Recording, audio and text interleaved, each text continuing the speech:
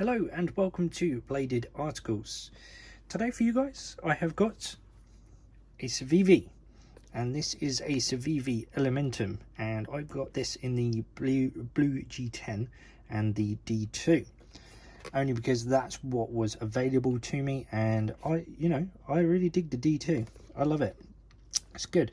So just a brief overview of the box, nothing on the bottom, and you've just got the website, Instagram and email on that side, and also the branding on each end.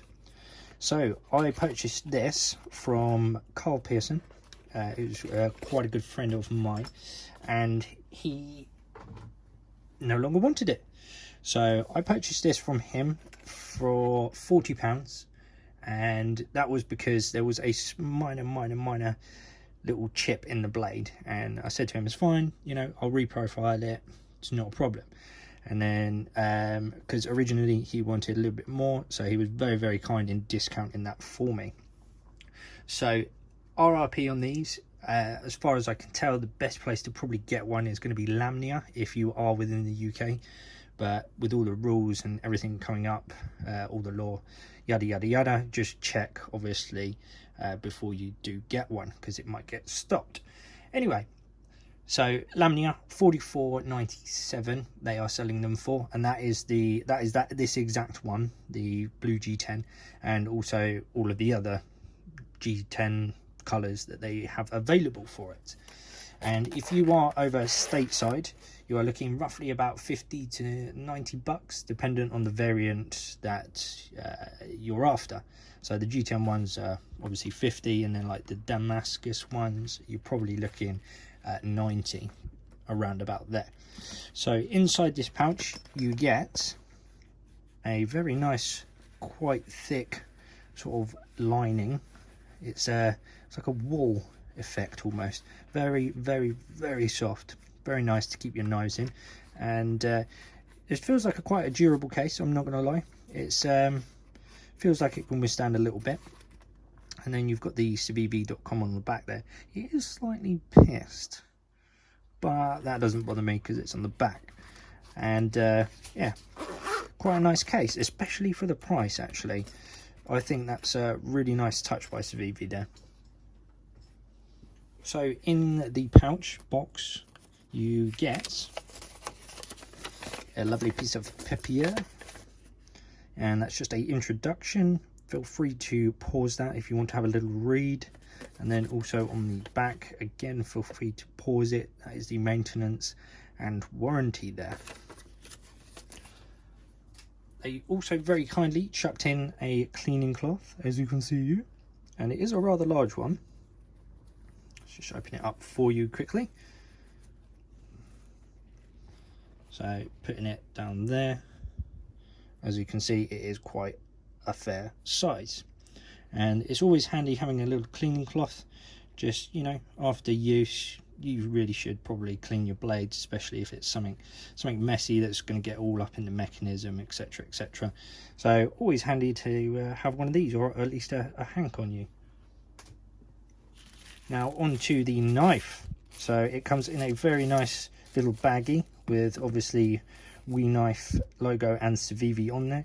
And if you didn't know, Civivi is a sub brand, or lots of people call it a cheaper brand than WeKnife. However, to be honest, the materials that are used and the build quality, I think it's absolutely stellar for what you pay.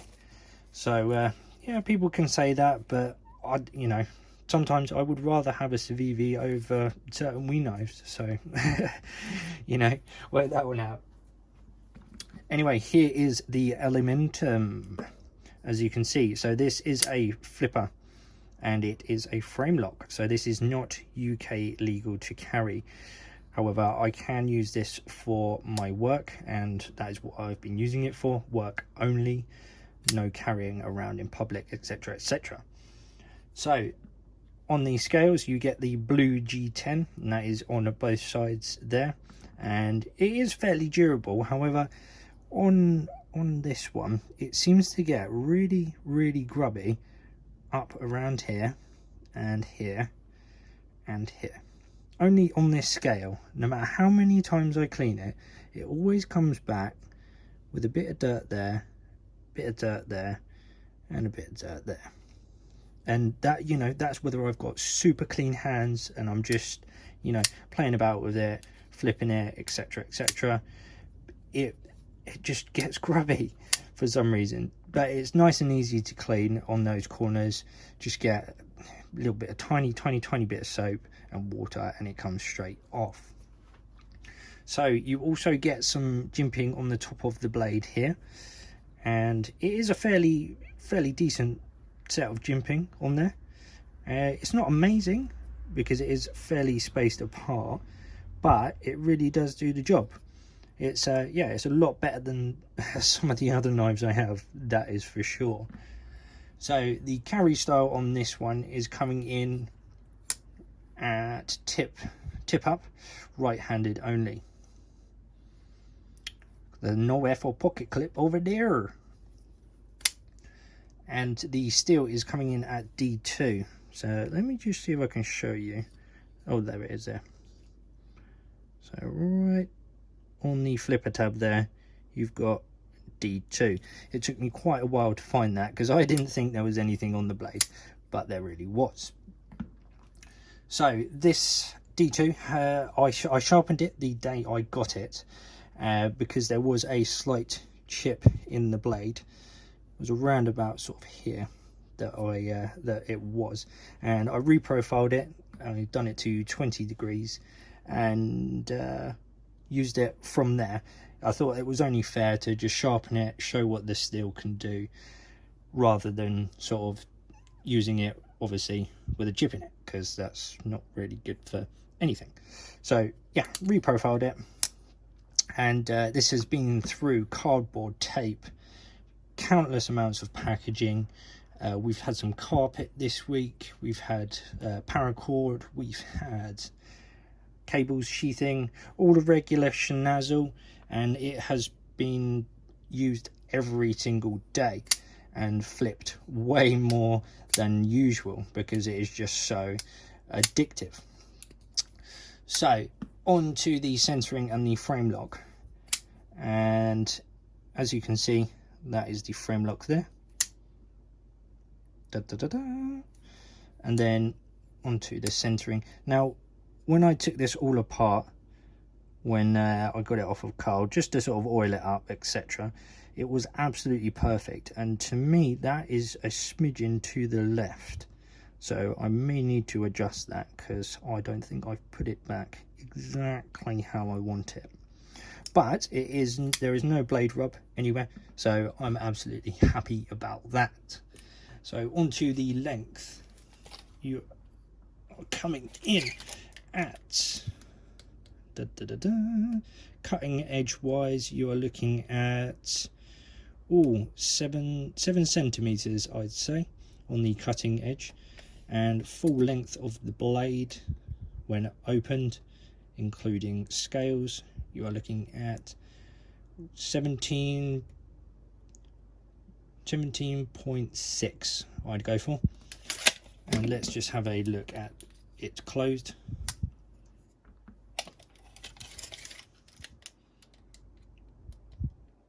Just over 10, so 11-12 centimeters I'd say on that one. And now let's have a little look at the screw size. So I have taken this apart so I know exactly what ones they are. So you get the T8, and that is for the pivot here. That is not a T8, you absolute banana hammock. 10, 9, 8, there we go. So T8, as you can see, nice and snug in there. And then the back two here, that is a T8, and then that one there is also a T8. And just for the pocket clip, I think, now I'm testing my words, yep, no, that is a T6. So T6 there. And sorry I didn't show you before, but that is definitely a T8. So in terms of logos, you get the Civivi logo on the pivot screw, or well, yeah, on the pivot screw on the show side of the scale, and nothing on the back side where the pocket is. You do get a lanyard holder, which is a lovely bonus, and I will be putting on a lanyard for that. So onto the hair pop, and just to show you that this is still shaving sharp, because I've used this every day for an entire week, and I only sharpened it when I got it from Carl. So let's have a look.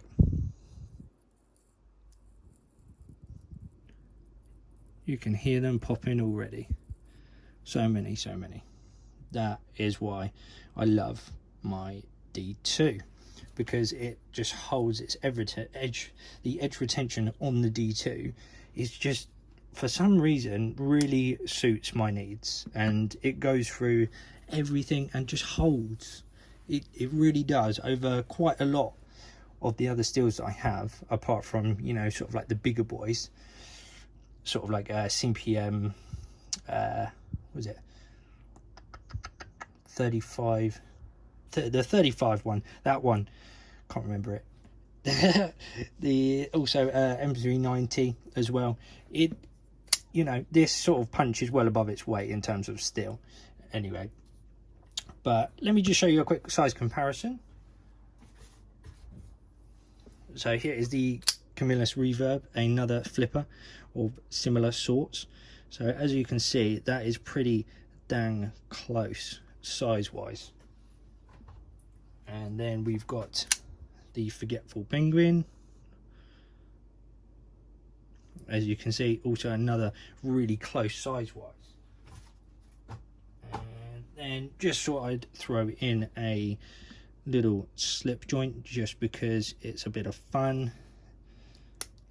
And here is the Benchmade proper. So it is smaller than the rest of them, but as you can see, Civivi has put it up against, you know, quite a few different brands, and it is fantastic for the money that you pay for it. You know, it's only what I think it was about 20, maybe 30 quid more than this one. Far better steel, and I know that's going to be durable. And also this one is obviously not a flipper, so that doesn't count in that section, but it's not far off the price of one of those. But my god, I am seriously impressed with this thing, and if you have the chance to get one and you can use one, I would highly recommend getting one, because the D2 is just fantastic. They do it in other variants, same with the scales as well. It's just a phenomenal piece of kit, and all the stuff that you get with it as well, all for 50 bucks or 45 quid. You know, it's, I can see why people really love it. So if you ever get the chance to get one, I'd probably get one. Anyway, thank you very much for watching, and I'll catch you on the next one.